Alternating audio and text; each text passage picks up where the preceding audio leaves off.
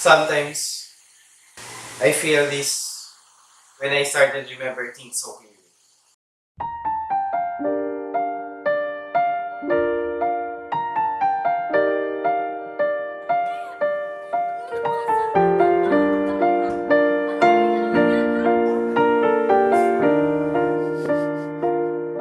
You live there. At first, I also disagreed.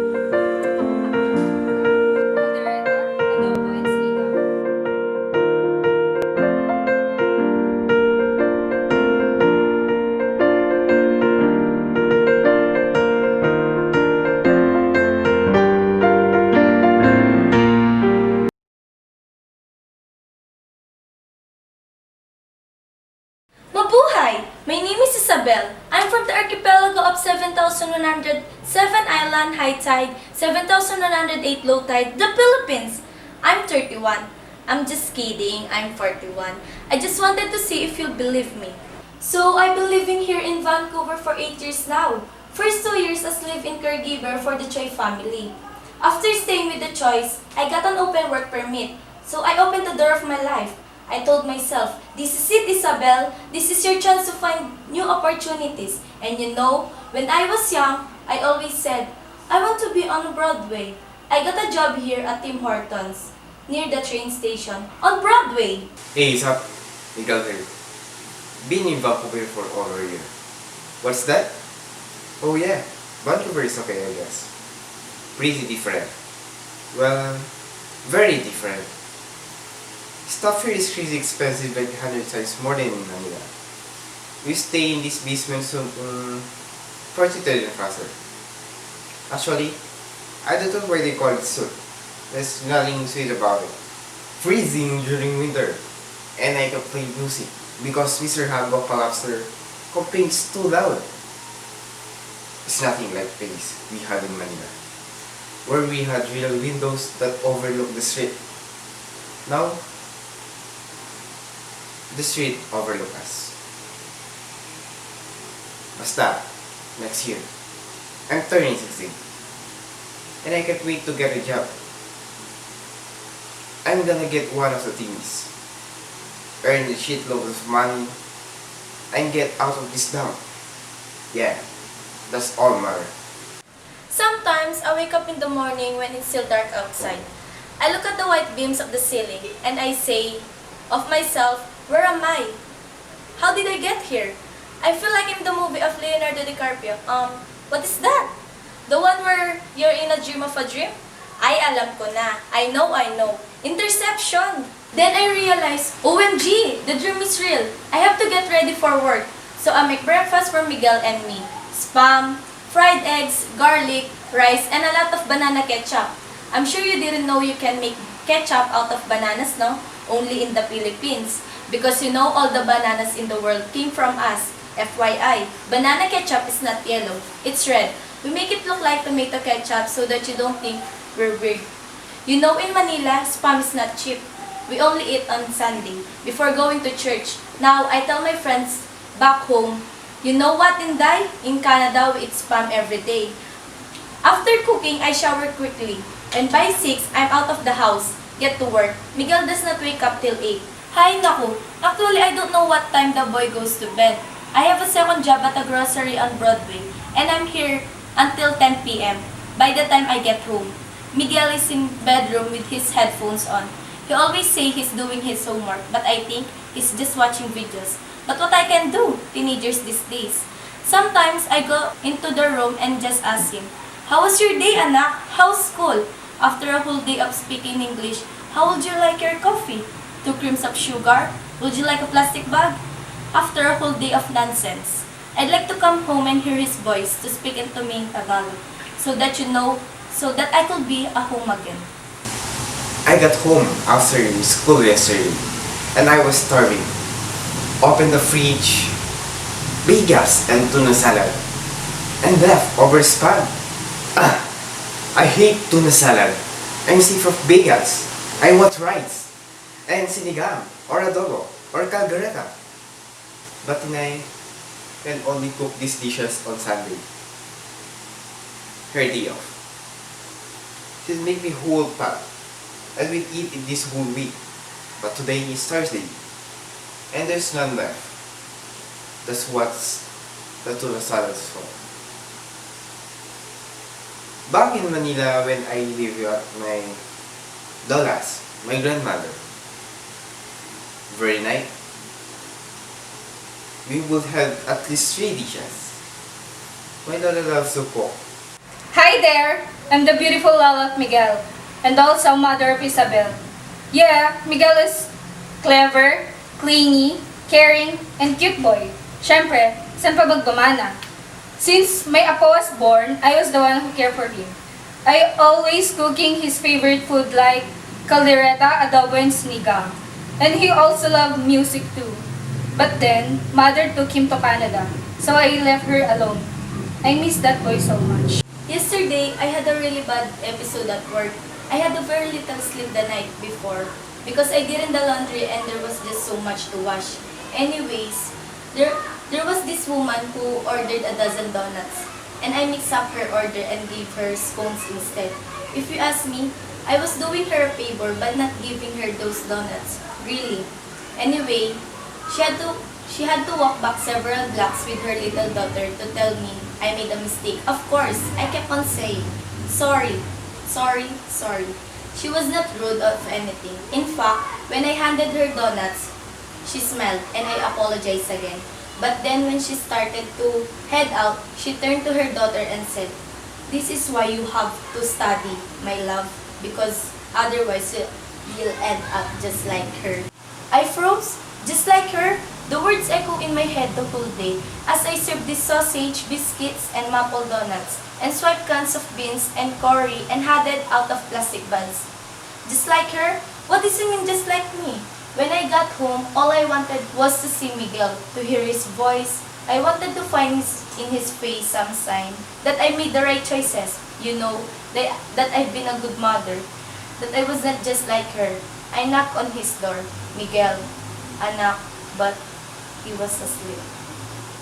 Oh, that's bad, guys. It's exactly a year today since I last saw my father. My father. I wonder how he is. If he thinks of me.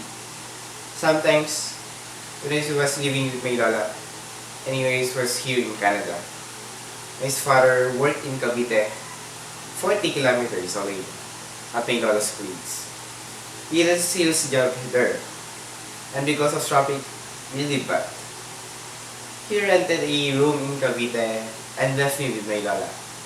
He would go see me on Saturdays and Sundays till Sunday. I remember he used to say, "Don't worry, anak. We will see you in nice soon. Just wait." And next thing you know, we'll be playing the snow and eating spaghetti and meatballs every day, every night. I would wait for the phone to ring, for Inay to call and say, "Miguel, come to Canada tomorrow." But as the years went by, and as I waited for that particular phone call, I began to see less and less of my father as well. At first, they say he had to work overtime, that they needed him to Saturday. Sometimes, it'd be because of traffic. But even if he didn't come, I know. Just like me, you waited for night too. Hi, I'm Roberto, Isabel's husband. Ay, hindi na pala. I mean, Isabel's ex-husband. When Isabel and me started to live our own family, she was so sweet, hard worker, and very kind. I always thought that this life will remain till forever. But everything changed when Miguel was born.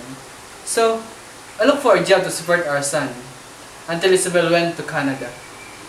Roberto, I can wait for the time when my blood does not boil every time I think of the son of a beach. Oh, I'm sorry. I'm allowed to say that here?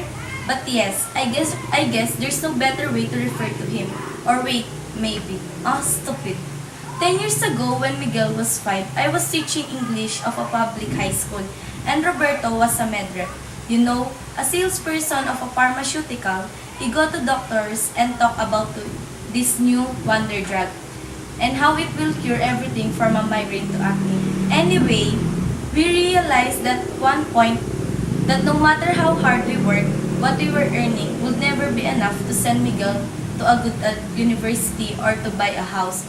Our neighbor Pasing had a cousin who went to Canada through the live-in caregiver program, and Pasing told us how their whole family got to go to Canada and find his job, and that life was good.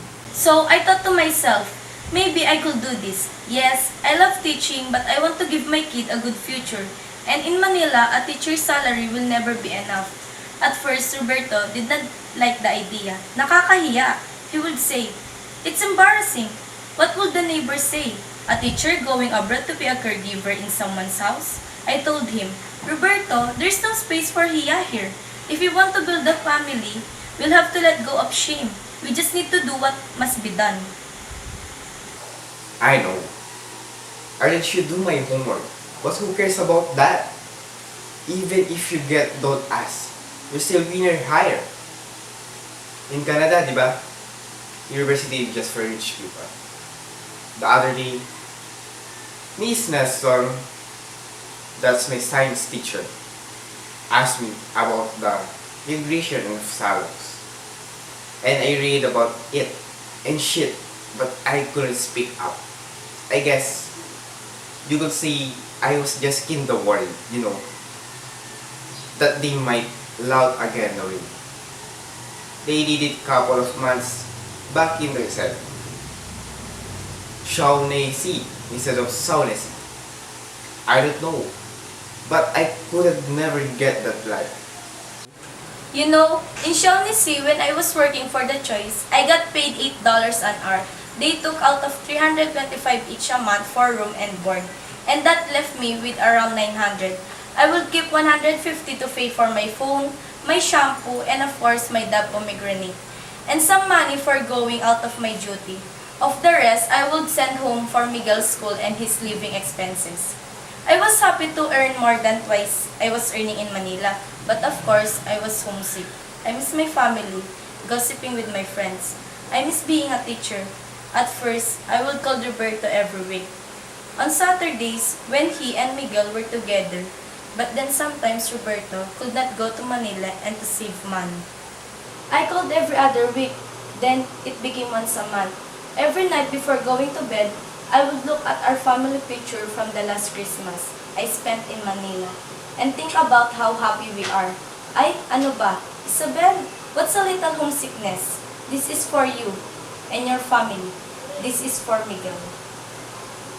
Finally got the family visa for us to come. Over we had to wait another year to get the money ready for our tickets and stuff. Things were kinda okay.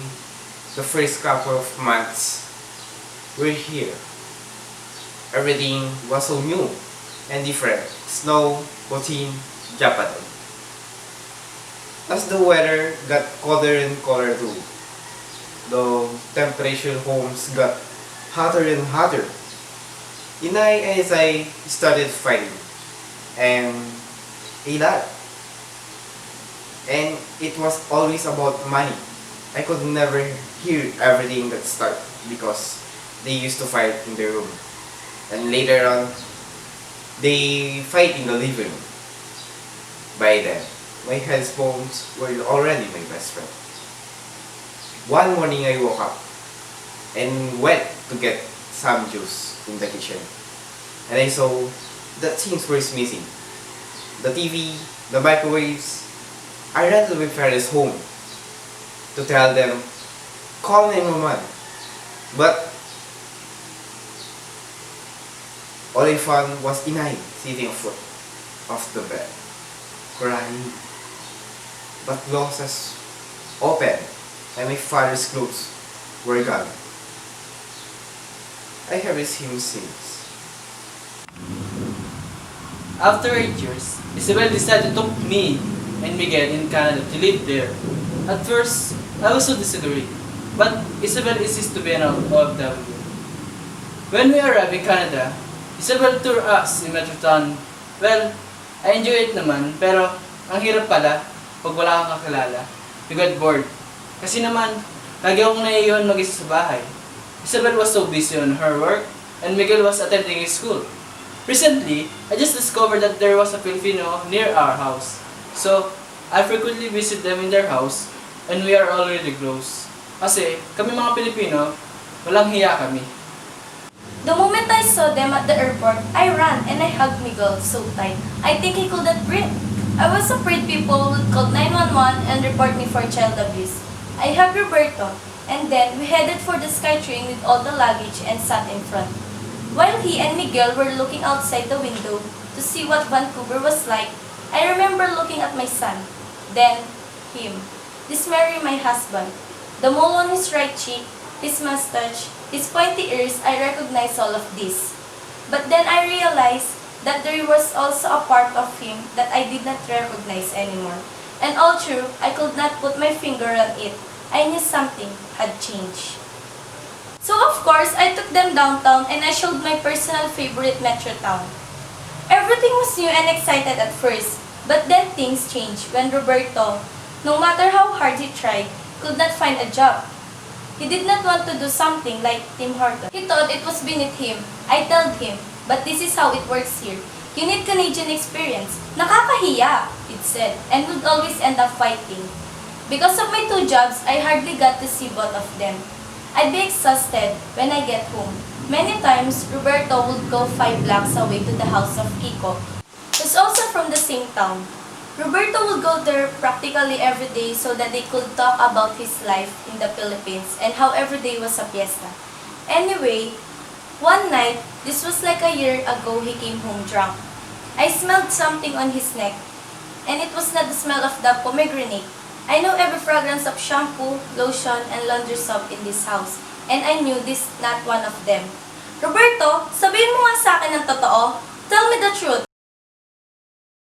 At that moment, I could not think straight. After all these years working there in Canada, giving up my hiya to care for him, for our son, this is how he repays me? Lumayas ka dito! Leave us! Don't ever come back! He took his clothes, some of our stuff, and then he left. One day, when I woke up, my head is spinning and I feel sick. I didn't saw Isabel by my side, and I said, nasa work na naman to.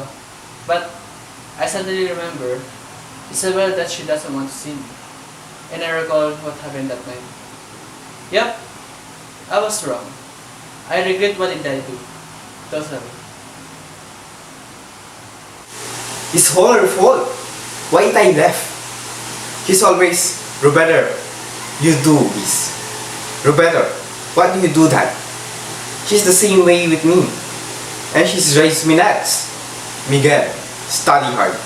Do the dishes. Just eat your tuna. And stop complaining. In Manila, I never had to do dishes. The lessons always take me to do this. Here, Inay keeps saying, tandaan mo anak, school is for that. But she never helped me with my homework. She doesn't even find the time to attend the parent-teacher meeting. And I feel I'm the only kid in the school whose parents never show up. When she got home, she's so tired.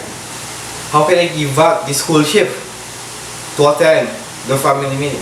Always about making money, more money. Is for you, anak. For your future. What about me now? What about my life now? She wants me to study college after. But what use college anyway? She graduated at the University of Manila. She was a teacher. Now, she makes sandwich at work and in grocery. What's degree for? The school is a waste of time. Basta next year, I'm turning 16. I'm gonna find him. Make my own way. So, that I don't have to hear saying, money doesn't grow on trees, Miguel. And now, and how she sacrificed her life for me, but living so far away from me, not being able to see me for. Tell me, did she sacrifice me too? Sacrificial sacrifice. This is what it's all about, right? Blessed are the poor, for there's kingdom of heaven. That's why Father de la Cruz used to keep on telling us at our parish in Malabon when I was growing up. I had this image of heaven in my head. Everything was the gold of walls, the curtains, and there will be a food everywhere, and snow. The angels will be flying around, and will be dressed in white. If I could do it for a better life for my son. The night before I left for Canada, when Miguel was about to go to bed, I held him in my arms. Anak, tomorrow, Inay is going somewhere, okay? Where, Inay? To this place called Canada. What will you do there? I'm going to find us a new house where everything is gold, with a lot of food, and where they have snow. Wow, I want to go with you, Inay. Not yet, anak. I have to go there first, and then you'll follow, okay? He nodded and then fell asleep. While he lay there, I look at my son's face, his eyes, his cheeks. I know that tomorrow, if he saw me crying when left, he would cry too, and I would not be able to leave. So the next day, before he woke up, I kissed him on the forehead, and then I looked at my bags. I took my bags and left. I'm sorry, don't leave me. I want you here with me. I know that your love is gone. I can't breathe, I'm so weak. I know this isn't easy. I was crying all the way to the airport. I was crying on the plane. Sometimes I feel I haven't stopped crying since. That your love is gone. Sometimes, I feel this when I started to remember things so clearly. That morning I left, I remember waking up with wild beams of ceiling looking down on me. I remember my dream. I was in a beautiful place with a big golden houses and snow. That must be in Canada. That where Inay said she was going. I was so excited and ran to the kitchen to tell her, I saw it, Inay. I saw Canada. But she was not in the kitchen. And instead, I found my grandmother. Where's Inay, Lola? I want to go her with to Canada. Lola bent down and held my hand. Miguel, your Inay has left. Left? Where? Are you going with her? No, Canada is very far away. This morning, your Itay took her to the airport. To the airport? Why did it can't take me? Oh, they don't allow kids at the airport. Why didn't you say goodbye? You were still asleep and she didn't want to wake you. But when I see her, I remember the things already streaming down my cheeks. I want to see my Inay. And all that Lola said, sorry Miguel, we'll see her soon. That time my mother left when I was 7. Soon became days, weeks, months. At 7, I realized very painful truth. My mother has abandoned me. And as the years went by and her image began to fade, I could no longer remember what it was like. The way she touched my cheeks, the feel of her hands. Sure, she sent me home man, sent me toys and chocolates.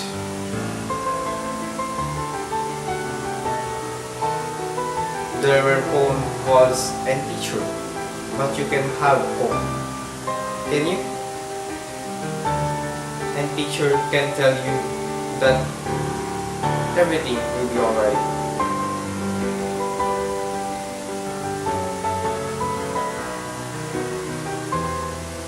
Soon, anak, soon. I promise you, life will be better for you, for both of us, soon. Inay, all these years, I've been waiting. Tell me, please tell me, when those soon begin.